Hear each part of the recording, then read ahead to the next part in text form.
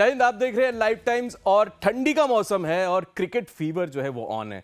कहते हैं ना, क्रिकेट एक जज्बा है, एक जुनून है और हजारों भारतीयों की दिल की धड़कन है। और इसलिए कहा जाता है कि cricket is a religion and players are worshipped in India.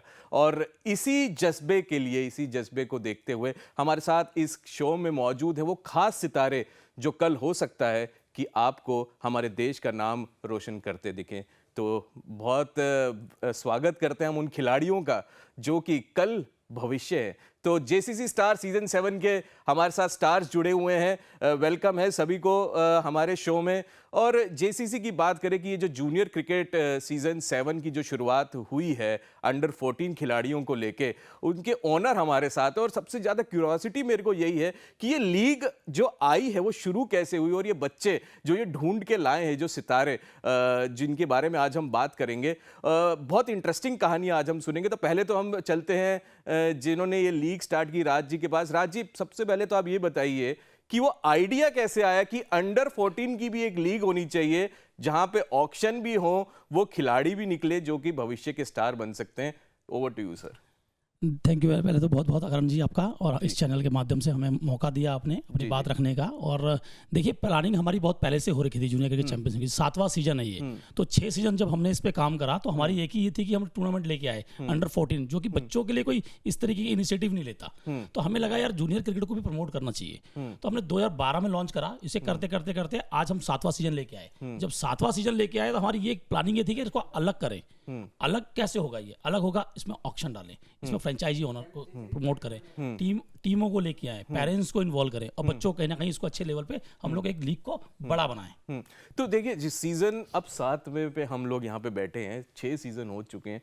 शुरुआत में क्या दिक्कतें आई होंगी आपको, और आज आप 7 सीजन में बैठे हैं और ये हमारे साथ स्टार्स बैठे हैं, तो कहाँ क्या क्या दिक्कतें आपके पास जो है आपको फेस करने को मिली? दिक्कतें तो काफी सारी आई, और सबसे बड़ी दिक्कत ये होती है कि बच्चों को प्रमोट कैसे करा जाए। सबसे बड़ी चैलेंज हमारे लिए यही होता है कि हम कैसे करें, बच्चे आए कैसे। हाँ जी, बच्चे इसी तरीके से आए कि हमने 6 सीजन जो हमने करे इसको, तो 6ठे सीजन के बाद हमारा थॉट आया आलोक भाई के माध्यम से, संजय सर के माध्यम से।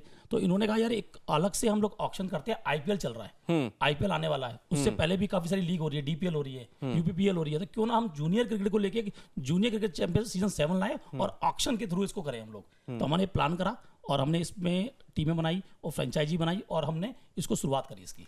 अच्छा, इसमें 16 टीमें हैं और मेरे को लगता है कि 200 से ज़्यादा खिलाड़ी आपके इस लीग में हैं। कुछ बच्चे हमारे साथ हैं जो स्टार्स हैं, जो हमारे साथ बैठे हैं। मैं कहूँगा कि पहले तो बहुत ही कॉन्ग्रेचुलेट करूँगा इन बच्चों को जो कि आपने जो लीग खेल रहे हो। और मैं समझना चाहूँगा कि जब आपको पता चला कि ऐसी लीग है तो आपके मन में क्या आया? वो इंटरेस्टिंग, जैसे कि सर ने कहा कि ऑक्शन भी होगा, तो ये जवाब सबसे पहले जब आपने लीग के बारे में सुना, मैं आपसे जानना चाहूँगा। कौन बताएगा? पहले तो अपना नाम बताइए और किस टीम में आप अभी? मेरा नाम सर एकमदीप सिंह है और मैं कृष्णा अपरा हीरोज से हूँ। मैं एक विकेट कीपर बैट्समैन हूँ। और जो आपने कहा कि ये जो लीग है बहुत बढ़िया लीग हो रही है सर, और स्टाफ, इनका सपोर्टिंग स्टाफ बहुत अच्छा है। और जो हमारे कोच हैं संजय सर हैं, वो हमें बहुत कुछ सिखाते हैं। तो जब लीग की शुरुआत हुई, आपको पता चला कि ऐसी कोई लीग हो रही है, तो कैसे आपने अप्रोच किया यहाँ पे जाने के लिए? पहले तो सर इसका ऑक्शन हुआ था और पहले इसके ट्रायल हुए थे, उसके बाद सर ऑक्शन हुआ था।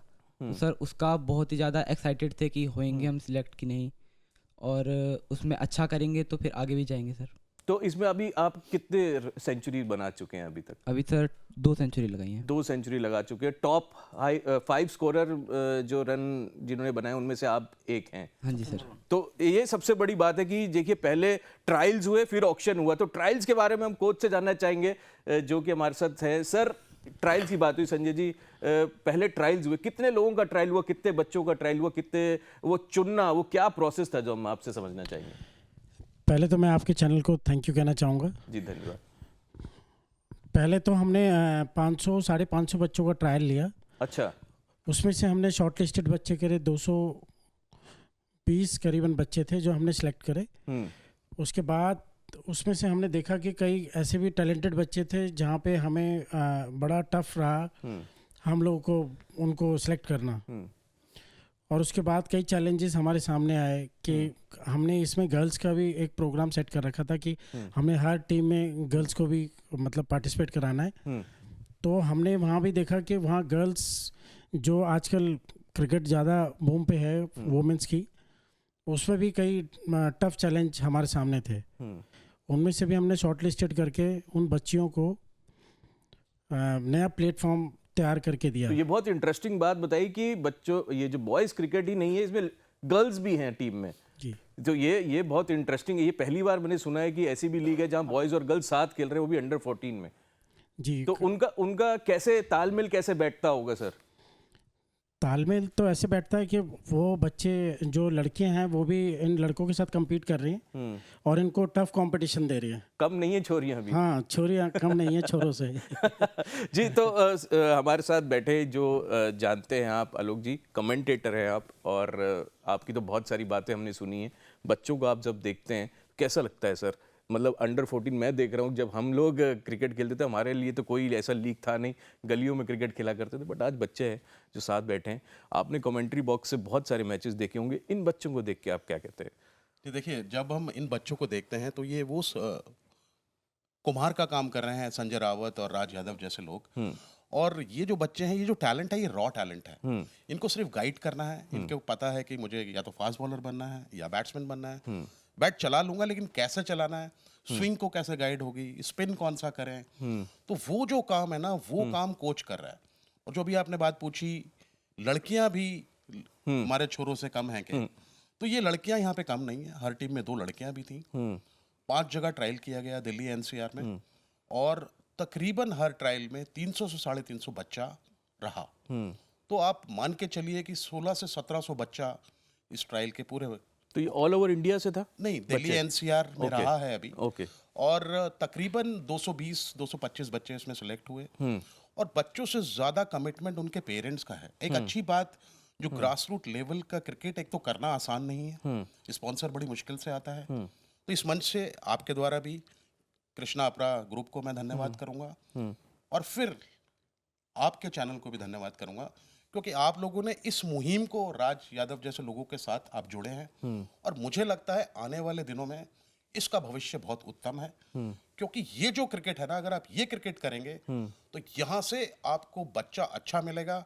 एकम जैसे बच्चे आते हैं, 2 सेंचुरी लगाते हैं। एक हालांकि अभी है नहीं हमारे पास, दीपांशु, आज किसी कारणवश 6 विकेटें ली उस बच्चे ने एक ही मैच में। 6 ओवर 2 मेडन 20 रन, हैट्रिक। उसी ओवर में 4 विकेटें ली, मैच में 6 विकेटें ली।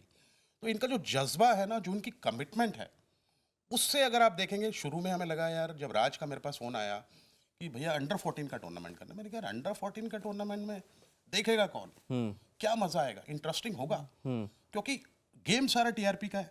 बिल्कुल। मजा अगर नहीं आएगा तो कैसे होगा? सोशल मीडिया जो दिखता है वो बिकता है। तो जब मैंने पहला मैच देखा तो मैंने कहा, राज भाई ने बोला अब बताओ है कोई जवाब? मैंने कहा एकदम लाजवाब। तो ये अगर मैं कहूँगा, अगर आपको ये क्रिकेट देखना है, ये बच्चों के पास बहुत कुछ है। और 140 करोड़ के हमारे देश में ना, बहुत सारी कंट्रियां आज हिंदुस्तान चला रहा है, क्योंकि वहाँ भी टैलेंट हमारा ही है। और हमारे देश में हर गली, हर कूचे, हर नुक्कड़ पे इतना टैलेंट है, आप देखिए। और ये जेसीसी जब आप देखेंगे ना, तो आपको पता लगेगा कि हिंदुस्तान वो देश है तो बहुत जल्दी क्रिकेट नहीं पूरे विश्व में राज करेगा।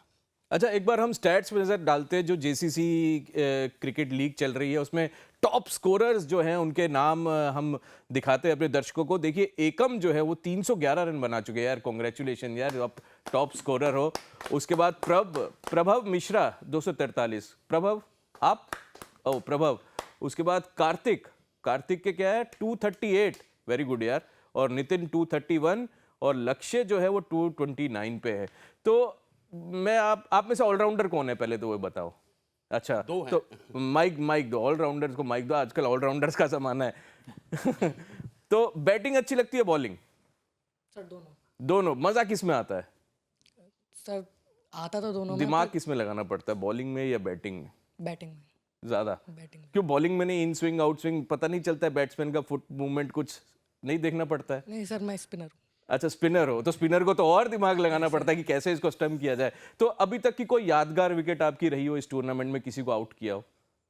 यस सर, पिछले मैच में हमारा जो मैंने काफ़ी क्रूशियल विकेट लिया था, मतलब वो बैट्समैन हमारे हाथ से मैच ले जा रहा था, और उस टाइम क्रूशियल टाइम पे मैंने विकेट लिया था। अच्छा, टर्निंग पॉइंट रविंद्र जडेजा जो हमारी टीम में करते हैं वैसे ही जो आपने किया है। अब उनसे बात करेंगे। क्या नाम है आपका? सर नितिन। नितिन भाई, आप भी ऑफ स्पिनर हो, लेग स्पिनर हो, पेसर हो, क्या हो? सर लेग स्पिन और ऑफ स्पिन दोनों करता हूँ। दोनों? जी। ये सर टैलेंट जो आप देख रहे हैं तो एक मैंने वीडियो देखा था, वायरल हो रहा था कि एक बॉलर है जो हाथ से राइट से भी करता है, लेफ्ट से भी करता है। वैसे ही तो कुछ नहीं है। नहीं नहीं। अरे 3D 4D 5D का जमाना है। तो किस में मजा आता है, बैटिंग में या बॉलिंग? Sir batting. बैटिंग में बॉलर को पीटते जी। हैं, जब खुद पीटते हो फिर तो क्या समझाया कोच साहब ने, क्या समझाया, क्या सीखा इस टूर्नामेंट में? क्या आपको यहाँ से सीख जो है वो अभी तक मिली है? सर हमें यही सीख मिलती है कि अच्छा से अच्छा परफॉर्मेंस करें और ऊपर जाएं। नहीं, देखिए क्रिकेट एक ऐसा गेम है कि आजकल एग्रेशन बहुत आ गया है पिच पे, आपने देखा होगा। वो उसको आप कैसे कंट्रोल करते हो, एग्रेशन को कैसे अपनी गेम को आप समझते हो कि अगर हमने यहाँ पे एग्रेशन खोया तो मैच चला जाएगा? कोच साहब से जब आप बात करते होगे तो कैसे आप लोग समझते हो कि गेम को कहाँ पे अपने हाथ से जाने नहीं देना है? क्या वो रणनीति रहती है? क्या आप लोग आपस में बातचीत करते हो एज ए टीम? क्योंकि आप अंडर 14 हो, अभी आपको बहुत कुछ सीखना है। तो अभी आपका क्या जो है गेम का अप्रोच क्या रहता है आपका? सर गेम का अप्रोच यही है कि सिचुएशन के हैंडिंग अकॉर्डिंग खेलना है उसके।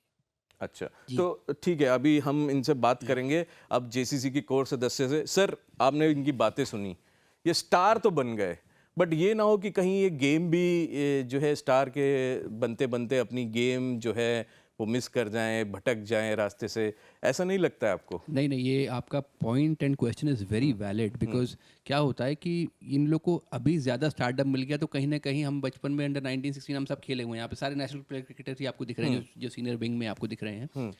तो हमारे टाइम पे होता था कॉलर खड़े होना। अभी भी खड़े हैं सर। तो क्या हुआ कि कॉलर खड़े होना is was a negative statement कि इसका यहाँ से ढलान शुरू हो गया, ये क्रिकेटर अब बड़ा नीचे जाएगा। तो हमारा जो थॉट प्रोसेस है, एक तो ग्रूम करने का है, जो राज सर ने बताया, संजय सर ने जिस प्रकार से समझाया कि what we are doing with these kids, Alok भाई ने भी अच्छे से समझा दिया। पॉइंट ये कि ग्रूम इनको सटल वे में करना है कि इनके पास वो एक्सपोज भी रहे कि हाँ मुझे कल को डीपीएल खेलना है, आईपीएल खेलना है, इंटरनेशनल खेलना है, इंटरनेशनल लीग्स खेलनी है, राइट? वो भी इनके मन में मेंटालिटी रहे। Plus they should be prepared enough कि मैं जो कल को मुझे मीडिया हैंडल करना है तो कैसे हैंडल करना है, मुझे कैसे अपने को बैलेंस रखना है। मैं स्टारडम में जा रहा हूँ बट वहाँ भी मुझे सटल जोन में रहना है, क्योंकि मेरी ग्रोथ तभी है, अगर मैं लाइट ज़्यादा ले लूँगा तो मुझे दिखाई देना बंद हो जाएगा ना। So we are maintaining everything. हम लोग इस पार्ट पे बहुत ज़्यादा कॉन्शियस हैं कि जैसे हम आपने बोला 10 लेकर के आने हैं, 10 क्रिकेटर का हमारा विचार था, फिर उन्होंने बोला नहीं कम क्यों?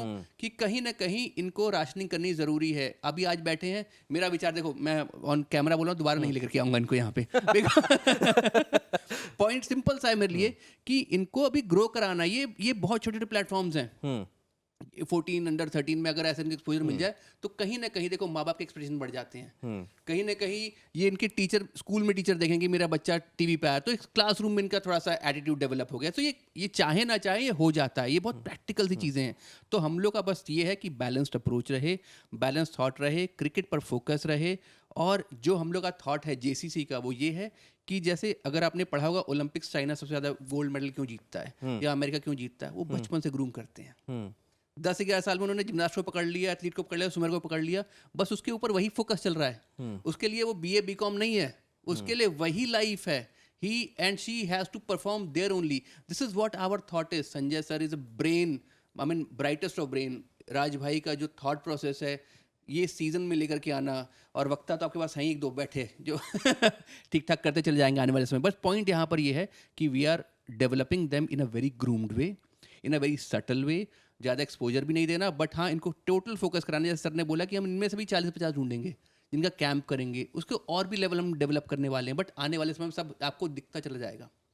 थॉट बहुत हैं, प्रोसेसेस बहुत हैं, विचार बहुत हैं, विजन बहुत हैं, and we want these stars to be there as real iconic people of the nation. जी अरसलान जी, आपसे जानना चाहेंगे, आप तो खुद एक स्पोर्ट्स जर्नलिस्ट हैं, जैसे कि आप ये आप लीग देख रहे हैं, पेरेंट्स की जो उम्मीद होती है ना बहुत होती है बच्चे के साथ। जब ऐसी लीग्स होती है उनको एक उम्मीद होती है कि यहाँ से मेरा बच्चा खेल रहा है, क्या वो IPL खेलेगा, क्या वो टीम इंडिया रिप्रेजेंट करेगा, वो जो सपने जुड़े होते हैं पेरेंट्स के, वो तो क्या हम उनको ऐसा ये प्लेटफॉर्म दे पा रहे हैं इन बच्चों को? देखिए पेरेंट्स की उम्मीद तो बहुत ज़्यादा होती है, ऐसी बात नहीं है। आजकल कंपटीशन इतना बढ़ गया है कि पेरेंट्स की उम्मीद अब ज़्यादा हो गई है और बच्चों के ऊपर प्रेशर आ रहा है, तो हम वो नहीं चाहते। देखिए टैलेंट तो इनमें बहुत है बच्चों में, तभी इस मुकाम पर ये खेल रहे हैं, ऐसी बात नहीं है। अपने अकेडमीज़ में अच्छा कर रहे हैं, अच्छे कोचेस के अंडर खेल रहे हैं, तो इस मुकाम में आए तो बच्चों में जितने भी 208 प्लेयर हैं सब टैलेंटेड हैं। मैं ये नहीं बोलूँगा किसी में कम है किसी में ज़्यादा है, वो हो सकता है, लेकिन हमारा ये है कि एक मंच प्रोवाइड करना और उनको एक दिशा देना। हमारा बिल्कुल कभी ये नहीं रहा है कि सिर्फ एक टूर्नामेंट चालू कर दिया और बच्चे खेलने लग जाए। हम एक प्रोसेस के तहत चले हैं। पहले ट्रायल कराए हमने, 4 ट्रायल कराए, उसके बाद ऑक्शन हुआ है, उसके बाद बच्चों का कैंप लगा है, उसके बाद जाके हमने ये चैंपियनशिप स्टार्ट की हुई है। और उसके बाद भी ऐसा नहीं है कि टूर्नामेंट जब खत्म हो जाएगा तो बच्चों को हम ग्रूम नहीं करेंगे। हमारा प्रोसेस ये है कि बच्चों को आगे और कैसे ले जाया जाए, कि सीजन 7 के बाद क्या, सीजन 7 के बाद सीजन 8 भी आएगा डेफिनेटली, लेकिन 7 और 8 के बीच में क्या, तो वो जो गैप है ना, उसमें हम बच्चों पे नज़र रखेंगे, कैंप चलाएंगे और पेरेंट्स से भी हमारी बात चलती रहती है। पेरेंट्स ग्राउंड में आते हैं, हम तो कहते हैं कि पेरेंट्स ग्राउंड में आएँ, देखें। मैं तो कह रहा हूँ जिनका सिलेक्शन नहीं भी हो पाया किसी कारणवश ट्रायल में, क्योंकि इतने टैलेंटेड बच्चे आए थे, हम लोग को तो कन्फ्यूजन हो गया था किन बच्चों को लें और किनको ना लें, ये भी एक मंच हम लोग बीच में हो गई थी। लेकिन तो पेरेंट्स आए जिनका सिलेक्शन नहीं भी हुआ है, देखें हमारे साथ और आगे, ताकि अगले सीजन के लिए वो मेंटली वो भी प्रिपेयर्ड हो और बच्चे भी प्रिपेयर्ड हो। तो हमारा मोटिव ये है। तो बहुत बहुत सही बात कही कि आपने कि सिर्फ टूर्नामेंट तक ही नहीं है, टूर्नामेंट के बाद भी ग्रूम करना है। आप में से कोई विकेट कीपर है? तो विकेट कीपर को क्या, अच्छा आप भी विकेट कीपर, आपके पास आएंगे पहले। तो विकेट कीपिंग जब आप कर रहे हो तो क्या ध्यान रखना पड़ता है उसमें, क्योंकि आजकल इंजरीज बहुत हो रही हैं, तो क्या आप लोग जब विकेट कीपिंग करते हो तो क्या ध्यान में रखते हो? विकेट कीपिंग से पहले तो मतलब ऑफ कोर्स फील्ड पे उतरने से पहले वार्म अप तो करना ही होता है, नहीं तो इंजरीज बहुत होती हैं। और wicket keeper is a thankless job, तो इसमें मतलब आप अगर पूरे 29 ओवर अच्छे से कीपिंग करो और लास्ट बॉल पे एक कैच छूट जाए तो पूरी टीम आप पे चढ़ जाएगी। तो चढ़ी है टीम अभी? नहीं, कोई मेरे ऐसा मोमेंट हुआ है जो आपने कैच छोड़ा हो और ऐसी कोई टीम चढ़ी हो? नहीं नहीं नहीं नहीं है, सही Seniors के पकड़ साथ रहे हो? होता था। कोच सही सिखा रहे हैं? हाँ अच्छा, हाँ। तो इंजरीज का तो कीपिंग में डर रहता ही है। ऑफ कोर्स आप पे तो मतलब मोस्टली बॉलें तो डिपेंडेंट आप ही पे है कि आप ही के पास मोस्टली बॉलें आएंगी। बैट्समैन बीट हुआ तो आप ही हो एक। और कीपिंग में मतलब एक ऐसा रहता है कि आपको गेम चला के चलना पड़ता है साथ में। फील्ड में एक आप अकेले ही नहीं हो, आपको पूरे 11 के 11 को जगा के रखना है अपने साथ। तो मतलब कौन है आपका फेवरेट विकेट कीपर, कौन है अभी? रिद्धिमान साहा। रिद्धिमान साहा, ये बड़ा इंटरेस्टिंग आपकी चॉइस है, क्यों? उनकी मेरे को फिटनेस बहुत अच्छी लगती है, मतलब उनके रीच जो होती है बॉल की वो बहुत ही फोकस्ड लगता है मेरे को। टेस्ट मैचेस में उनके देखता था। धोनी फैन सुन रहे हैं बेटा अभी आपके कमेंट्स में आपको जवाब देंगे। हाँ बताओ। नहीं, धोनी भी कम नहीं है, लेकिन मतलब फिटनेस वाली एक बात होती है जो रिद्धिमान साहा में मेरे को बहुत अच्छे से दिखती है। पूरे टेस्ट मैच में वो जागा रहता है, प्लेयरों को साथ में लेके चलता है और उसकी डाइव बहुत लंबे है, उसके अंदर फुटवर्क मतलब क्लास जो होती है ना कीपिंग वाली, वो उसमें बहुत है। चलिए आपसे जानते हैं, आपका माइक अगर, तो आपका wicket keeper, favourite wicket keeper कौन है? ऋषभ पंत। ऋषभ पंत, क्यों? उसका सर स्टाइल अलग है सबसे, और जो मैं उसके मैचेस देखता हूँ सर तो अलग दिखता है, मतलब वो सबसे अलग दिखता है। फील्ड भी लगाता है और सर वाइस कैप्टन भी है अब तो उसके लिए मेरे को सर अच्छा लगता है। तो आपने कैसे सोचा कि मेरे को विकेट कीपर ही बनना है? सर अलग अलग चॉइस होती है, जैसे मेरे को स्टार्टिंग से ही बैटिंग का तो शौक था और उसके बाद साथ साथ जैसे मैं मैचेस देखता था तो विकेट कीपिंग इंटरेस्टिंग लगने लग गई, फिर उससे ही सर इंटरेस्ट आ गया। अच्छा, तो ठीक है, अब हम पीछे चलेंगे निमिष भाई के पास। निमिष भाई, आपने सब बच्चों की बातें सुनी जी। ये हमारे पैनल में बैठे हैं जेसीसी के कोर सदस्य, आप कैसे देखते हैं इस ऐसा टूर्नामेंट को? सबसे पहले मैं JCC 7 को धन्यवाद देना चाहूँगा, क्योंकि बच्चों को उन्होंने बहुत बड़ा प्लेटफॉर्म दिया है। जैसा कि हमारे एक्सपर्ट पैनल्स ने बताया कि ग्रास रूट क्रिकेट को जो मजबूत करने का जो एक प्लेटफॉर्म दिया जाता है ताकि बच्चे आगे बढ़ सकें, प्रोफेशनल क्रिकेट खेल सकें और आगे जाके अपनी कंट्री को रिप्रेजेंट कर सकें, तो वो काम ये पैनल बहुत अच्छा कर रही है। क्योंकि मैं अभी, हमारी भी एक टीम इन्वॉल्व है इसमें, मैं कनोडिया ग्लैडिएटर्स का ओनर हूँ। हमारी टीम अभी क्वार्टर फाइनल के लिए क्वालिफाई भी कर चुकी है। एंड इंटरेस्टिंगली ये है कि कल सुबह हमारा पहला क्वार्टर फाइनल का मैच भी है। बहुत प्रेशर होगा आप पे अगर एज अ टीम ओनर, कितना प्रेशर रहता है ये हम जानना चाहेंगे, क्योंकि हमने आईपीएल में टीम ओनर्स को, शाहरुख खान और इन सबको बैठे हुए देखा है गैलरी में चिपक के। आप भी ऐसे ही बैठते होंगे? एग्जैक्टली ऐसा ही हो रहा है। मैंने ऐसा सोचा नहीं था कि इतना टीम प्रेशर और ऐसा, मतलब सिचुएशन ऐसी आ जाएगी कि आप सीरियसली लेने लगोगे चीज़ों को। अब ऐसा हो गया है, काम से ज़्यादा अभी हम लोग के दिमाग में ये मैच चल रहे हैं, ये सीरीज़ चल रही है। As a owner, as a support staff हम लोग बहुत एक्टिवली इन्वॉल्व हैं, हर मैच में जाते हैं, ग्राउंड में जाके बैठते नहीं हैं। कोचेज़ की जो प्लानिंग रहती है उस पर हम लोग भी अपनी प्लानिंग करते हैं, क्योंकि ये अब बात आ गई है सीरियस। मतलब ऐसा फील हो रहा है कि we have to win this match. अब जैसे कनोडिया ग्लैडिएटर्स ने पहली बार इसमें पार्टिसिपेट किया है, एंड हम लोग काफ़ी फोकस कर रहे हैं कि ये हमारा मेडन सीज़न हो जिसमें हम लोग चैंपियन ट्रॉफी को उठा सकें। नहीं, प्रेशर की बात की है सर, ये प्रेशर प्लेयर्स पे भी जरूर जाता होगा। Correct. तो एज अ टीम ओनर आप कैसे बैलेंस करते हैं, क्योंकि ये अंडर 14 बच्चे हैं, पहली बार इतना प्रेशर वाला गेम खेल रहे हैं, कोचेस के सामने, ओनर्स के सामने, तो वो आप कैसे हैंडल करते हैं कि बच्चे जो हैं रिलैक्स रहें, अपना गेम पे फोकस करें? हाँ, इसके लिए सबसे इम्पोर्टेंट होता है आपकी टीम मैनेजमेंट कैसी है, आपका सपोर्ट स्टाफ कैसा है। तो हम लोगों ने जो अपना कोर ग्रुप बनाया हुआ है, जो भी हमारी टीम के मैनेजर हैं, जो कोच हैं, हमने मेंटर्स भी रखे हुए हैं। तो हम लोग गेम के पहले बच्चों से बात करते हैं, बच्चों से समझते हैं आज उनका माइंड में क्या फोकस चल रहा है, कैसे क्या उनकी स्ट्रेंथ है। हम लोग हर बच्चों को इंडिविजुअली असेस करते हैं, उसके हिसाब से हम लोग पूरी टीम का फाइनल सिलेक्शन करते हैं, मेक श्योर करते हैं कि हर बच्चा अपना बेस्ट परफॉर्म कर सके। और बिफोर गेम और आफ्टर गेम जो एक टीम मैनेजमेंट को सपोर्ट करना चाहिए वो हम लोग करते हैं। और कोई प्लेयर अगर 0 पे आउट हो जाए तो हर्ट तो होता होगा सर? हाँ, एज अ टीम फिर ओनर क्या हर्ट reaction होता आता है, बिल्कुल होता है। लेकिन अगेन क्रिकेट जो एक टीम स्पोर्ट्स है, बिल्कुल। तो बाद में ये चीज़ आती भी है माइंड में कि चलो आज इस बच्चे का दिन नहीं था, बट बाकी प्लेयर्स अच्छा करेंगे। जी, अब एक सवाल मैं निमीश जी से करना चाहूंगा जेसीसी की तरफ से। निमीश जी, जब पहला मैच अपनी टीम हारी थी, मुझे याद है मैं भी ग्राउंड पे था, करेक्ट। तो लेकिन उसके बाद क्या ऐसा गुरु मंत्र दिया कि टीम इतना अच्छा कमबैक किया और क्वार्टर फाइनल के लिए क्वालिफाई कर लिया? हाँ, अरसलान जी, इसका क्या था कि मैंने बोला कि हम लोग खुद बहुत पैशनेट हैं क्रिकेट को लेके। हमने फर्स्ट मैच के बाद चीज़ों को एक अपनी सो कॉल्ड मीटिंग बैठाई, उसमें समझा चीज़ों की कहाँ पे हमारे वीक स्पॉट कहाँ थे, कहाँ पे हमने लैग किया, चीज़ों को प्रॉपरली हमने एनालाइज किया, एक एक मैच के पूरे मैचेस के एक एक ओवर का हमने असेसमेंट किया। देन वी फाउंड आउट कि हमारा ये डिपार्टमेंट थोड़ा वीक था, इस पे हमें काम करना चाहिए था। उसके हिसाब से फिर हमने अगले 2 दिन को बहुत अच्छे से कैपिटलाइज़ किया, मैचेस करवाएं, कैंप लगवाएं, उसके बाद हमने अपनी फाइनल सिलेक्शन की। जी, अब मैं संजय जी के पास जाऊंगा। आप खुद एक सिलेक्टर भी हैं, कोच भी हैं। सर, हर बच्चा ये चाहता है कि क्या मेरा कोच मेरी गेम देख रहा है, क्योंकि इतने सारे बच्चे हैं।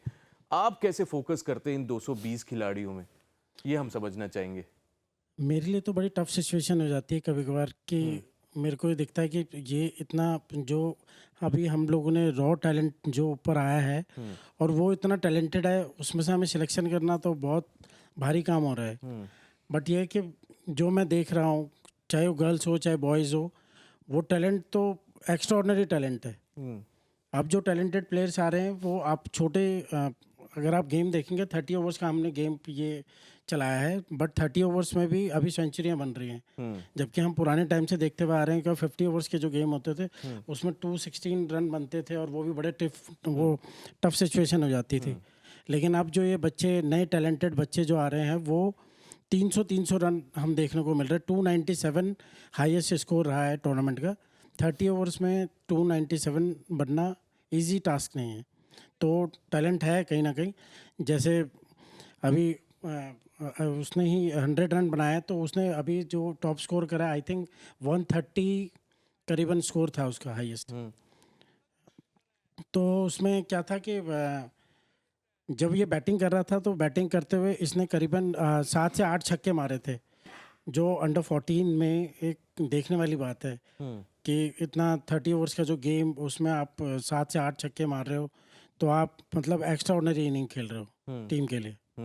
तो कई ऐसा ये सारे यंग टैलेंट बड़ा स्ट्रॉन्ग टैलेंट है, इनको चूज़ करना बहुत भारी काम है हम लोग के लिए।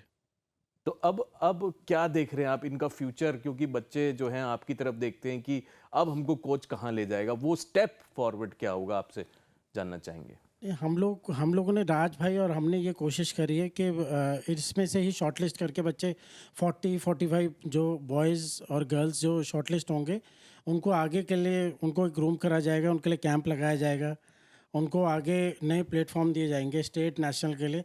हम लोग उनके लिए आगे आके उनके लिए काम करेंगे। जी बिल्कुल। और अभी जो है वो कैंप लगेंगे, मैचेस, अभी सीज़न ख़त्म नहीं हुआ है। लास्ट सवाल हम अपने गेस्ट से ले लेते हैं। सर आपसे शुरुआत करेंगे। आलोक जी, आपने अब पूरी हमने चर्चा सुन ली जी, बस आखिरी में यही सवाल आता है कि बच्चों का फ्यूचर क्या होगा इससे?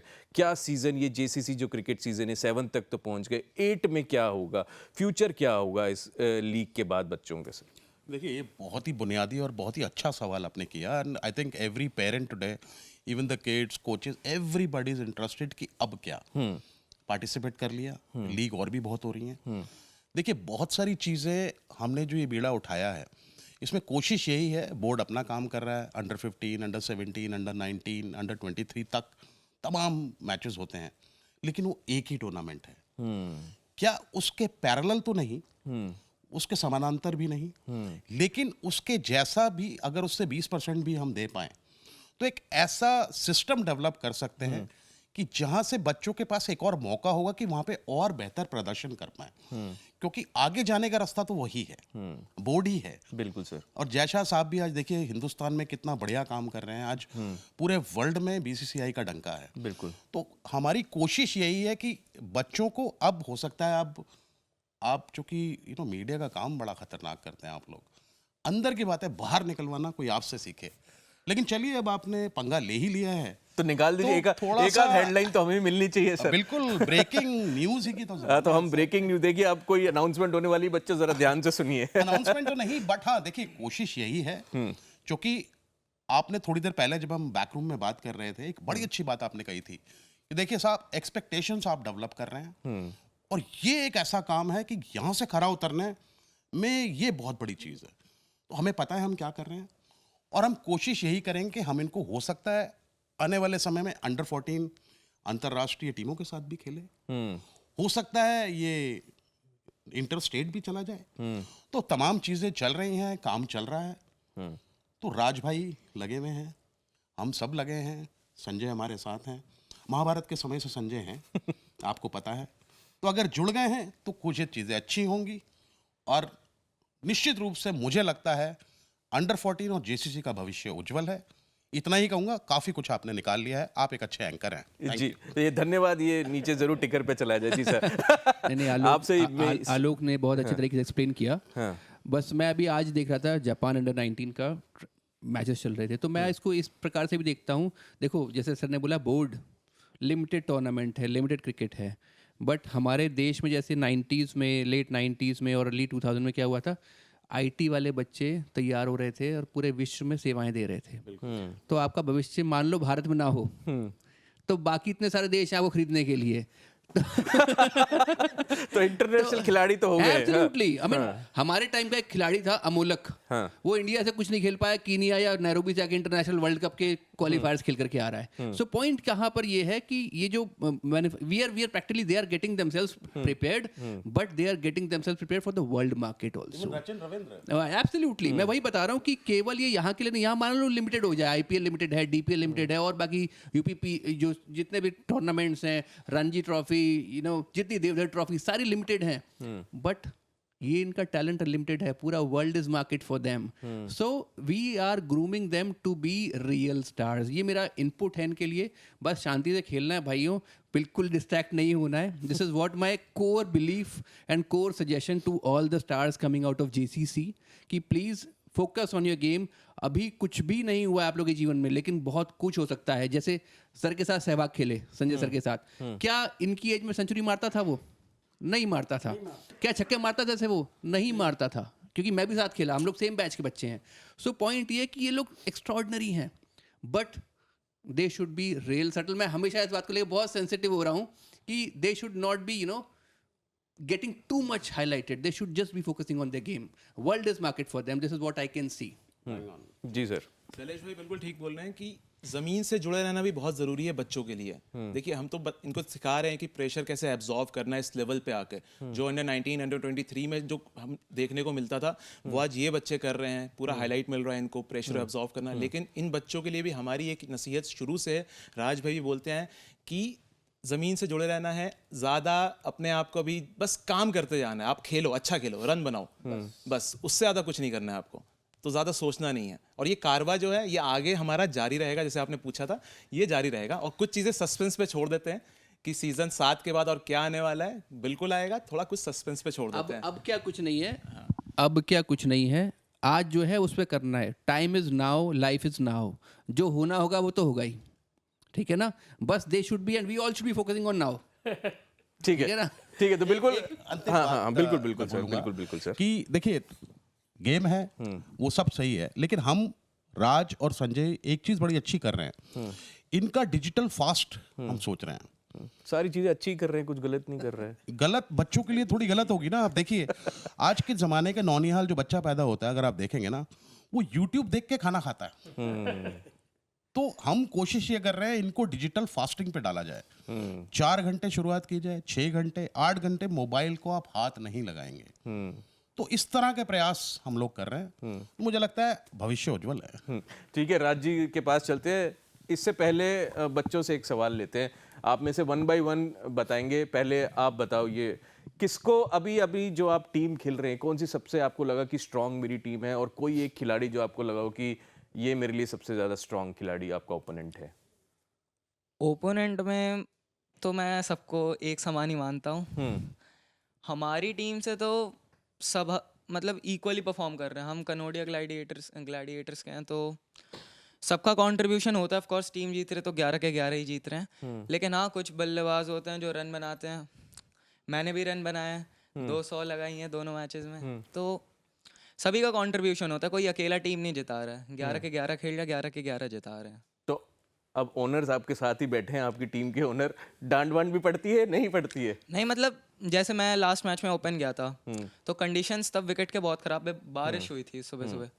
तो मेरे को बोला जा रहा था कि मतलब मेरे पे बहुत प्रेशर था कि पूरा खेलना है क्योंकि मैं बैट्समैन था, मेरे को आगे तक पूरा गेम ले जाना था। तो मतलब ऑफ कोर्स ओनर्स तो प्रेशर बनाएंगे ही, मैनेजर्स हैं, टीम को जिताना ही है जी।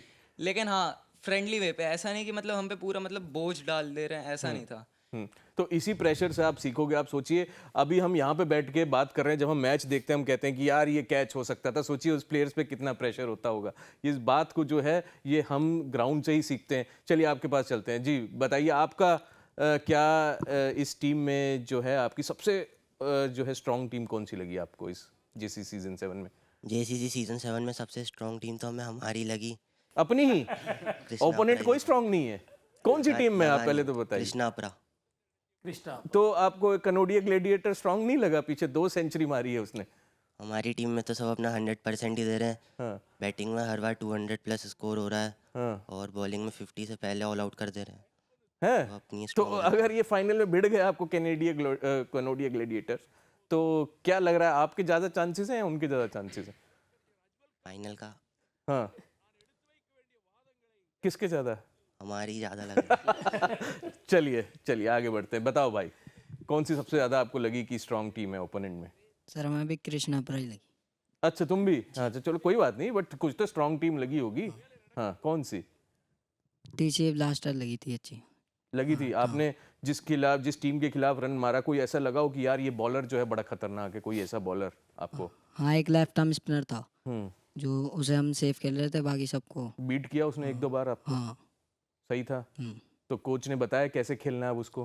हाँ, को गीला विकेट था, हमने टॉस जीत कर पहले बैटिंग ले ली थी उस टाइम। गलत डिसीजन ले लिया कप्तान ने? जी जी। ओहो कोई बात नहीं, अब कोच साहब उनको मिलेंगे। जी अब आप बताइए, आप कौन सी टीम में? Sir MPS. अच्छा, कौन सी स्ट्रांग टीम लगी आपको ओपोनेंट में? सर ओपोनेंट में सर कृष्णापुरा। अच्छा, क्या ये उन्हीं के खिलाड़ी हैं? तो सर स्टैट्स देखें तो कृष्णापुरा। अच्छा, तो आपको क्या लगता है फाइनल कौन जा रहा है? सर फाइनल एमपीएस और कृष्णापुरा। वो भाई कनोडिया ग्लैडिएटर्स। चलिए आप बताइए, किस टीम में है? कृष्णापुरा। अरे बाप रे तो आपके लिए कौन सी स्ट्रांग ओपोनेंट है? ओपोनेंट सर एमपीएस है वैसे तो, क्योंकि उनके जो बैट्समैन हैं सर वो हर मैच में लगभग 200 प्लस रन जा रहे हैं उनके, और बैट्समैन टिक के खेल रहे हैं, आउट नहीं होते थोड़ी जल्दी। क्या प्लान है आप लोगों का, कैसे आउट करोगे अगर इतनी स्ट्रांग टीम है तो? हमारे भी सर मीडियम पे सर कम नहीं है, हम कर देंगे अगर हम फील्ड प्लेसमेंट सही से लगाएंगे, हमारे बॉलर टप्पे बॉल फेंकेंगे तो कर देंगे सर। तो टफ होने वाला है इस बार फाइनल? हाँ जी सर, होएगा, टफ होएगा। तो ठीक है, अब प्रेडिक्शन आ चुकी है सर आपसे। अब सवाल जो है आखिरी यही है कि अब जेसीसी 7 सीजन तो चल ही रहा है, फाइनल है अब 17 तारीख को, उसके बाद क्या? करण भाई देखिए, हमारा तो यही है कि ये सारे टॉप प्लेयर यहाँ बैठे हैं और सभी टीमों के हैं। तो मैं तो अभी गगनदीप से बात कर रहा था, अभी एक ही बच्चा ही बोल रहा था कि ये टीम ज़्यादा स्ट्रांग है एमपीएस। वो क्यों है स्ट्रांग, वो उसका आगे रीजन नहीं बताया, क्योंकि उनके फादर साहब उसके कोच हैं। अच्छा। तो ये बड़ा इंटरेस्टेड सवाल है कि वो उनके फादर भी जो है वो खुद कोच है, तो उनके लिए है कि भाई वो एमपीएस हमारे फाइनल में आए और हम उनको फिर उनको हराएं। तो वो बड़ा एक पेरेंट्स और एक बेटे का बड़ा नाता हो जाएगा उस चीज़ से। और दूसरा ये है कि देखिए जेसीसी की साथ की बात करें तो वो तो एक सीजन अलग होने जा रहा है ये। जब तक फाइनल होगा तब तक अलग ही दिखाई दे जाएगा ये। और सारी टीमें, जितनी भी टीमें, सब स्ट्रांग है। जो आज 5 टीमें यहाँ बैठी है, ये पांचों अपने आप में एक काबिलियत है और डेफिनेट क्वार्टर फाइनल में आई है। हर एक बच्चा यहाँ 100 करके यहाँ पे बैठा है। तो मुझे लगता है कि बड़ा टैलेंट निकल के आगे आने वाला है दिखने वाले लोगों को। और अभी 3 मैच बाकी हैं, quarter final, semifinal and final. बहुत इंटरेस्टिंग होने वाला है कॉम्पिटिशन। यहीं पे दिख रहा है कि आपस में ही जो है ओपोनेंट्स बैठे इनका हैं। जुनून देख के लग जी कि टीम का क्या हाल होगा, इनकी जो टीमें हैं उनकी क्या वो रहेगी। इनकी मैच्योरिटी देखिए ना, बॉल विकेट गीला था, हाँ जी। विकेट गीला था, एक लेफ्ट आर्म स्पिनर स्ट्रांग था, उसको हमने सेव करके खेला। मतलब आप मैच्योरिटी देख रहे हैं कि 13-14 साल का बच्चा ऐसी अगर बातें कर रहा है तो मतलब what is the future of these guys, understand the kind of psyche what they having, they are so brilliant in their mind process. Cricket skill तो है, क्रिकेट सारा माइंड गेम है। और वो उस बालक को देखो, इसको देखो। मैं किसी से मैं बात सुन रहा हूँ कि लेफ्ट आर्म स्पिनर था, मेरे रोए खड़े हो रहे हैं कि 13 साल का बच्चा ऐसे कैसे बात। मैं ईमानदारी से बता रहा हूँ, this is what I am able to feel from these guys. क्या मैच्योरिटी है थॉट की। मैं उसको क्या कीपर का नाम क्या बताया था उसका, रिद्धिमान साहब। एक्चुअली में क्या एजाइल कीपर है। लोग भीड़ पर भाग रहे हैं, इसने आइकॉन को ढूंढ लिया। जो फ्लाइंग कैचेस पकड़ता है अद्भुत है उसकी। और देखो ना, और वो रीड करा 13 साल में इसको पकड़। लास्ट कब खेला था रिद्धिमान साहब टेस्ट मैच? देखो जब ये 7-8 साल का रहा होगा।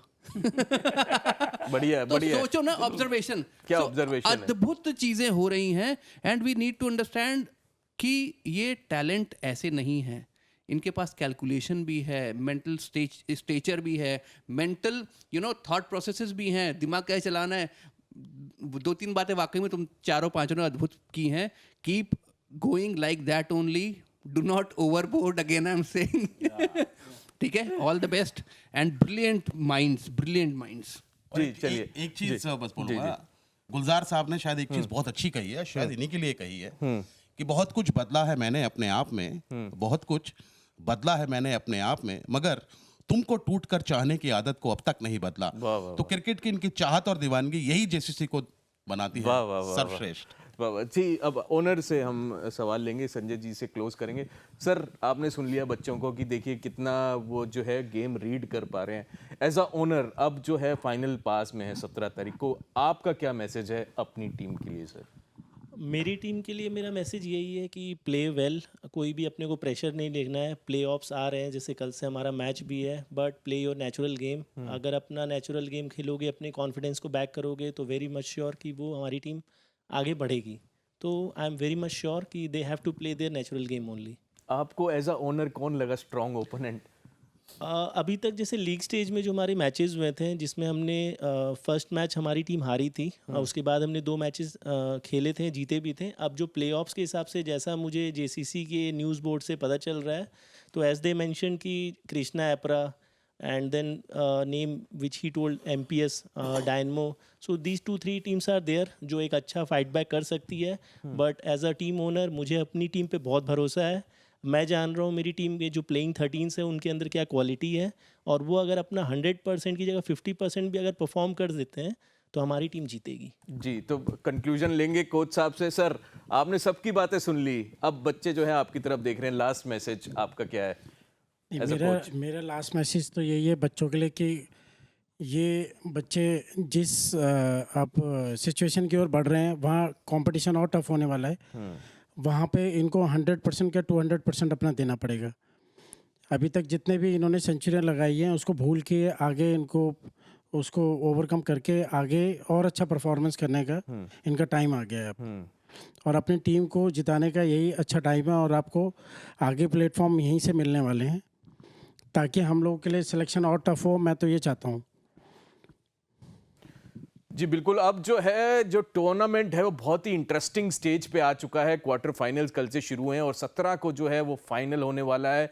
तो बहुत इंटरेस्टिंग मैचेस होंगे और हम भी कोशिश करेंगे कि ग्राउंड पे जाके इन बच्चों का उत्साह बढ़ाएं और देखें कि क्या पता कोई ना कोई इनमें से एक खिलाड़ी कल टीम इंडिया को रिप्रेजेंट कर रहा। तो बहुत बहुत कॉन्ग्रेचुलेशन हमारे ओनर को, कोचेस को, स्टाफ को, और सबसे ज़रूरी है कॉन्ग्रेचुलेट करना इन खिलाड़ियों को जो अंडर 14 में आप लोग खेल रहे हैं और देश आपको देख रहा है, ये पूरा इंडिया आपको देख रहा है कि इनमें से कोई एक खिलाड़ी जो है वो टीम इंडिया को रिप्रेजेंट जरूर करे।